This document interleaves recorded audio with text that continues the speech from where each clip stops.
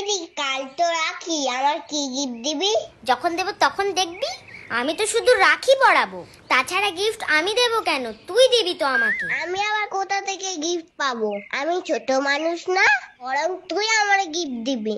ও, রাখিও পরাবো আমি, গিফটও দেব আমি? কেন, সবাই তো দেয়। আর কি গিফট দিবি বলতো? দোতলা স্কেল বক্স, আর দিকে পেন্সিল থাকবে, রবার থাকবে, আর পেন থাকবে।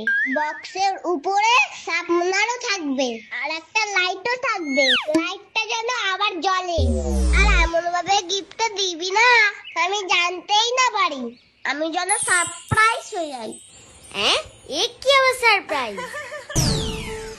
শোন, এই রাখিটা বেঁধে দিয়েছি, খুলবি না, এতে অনেক শক্তি আছে। তাহলে কি আমি শক্তিমান হয়ে গেছি? হ্যাঁ, এবার তুই আমার গিফটটা দে তো। আচ্ছা, দাঁড়া দাঁড়া, হাত পাত। এটা আবার কোনো গিফট হলো? লাগবে না আমার এই গিফট, তোর গিফট তুই রাখ।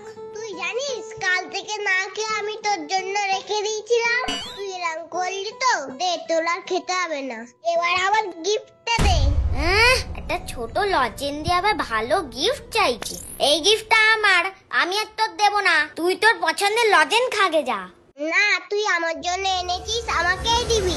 না, আমি দেব না, এটা আমি পছন্দ করেছি, এটা আমার গিফট। দিবি না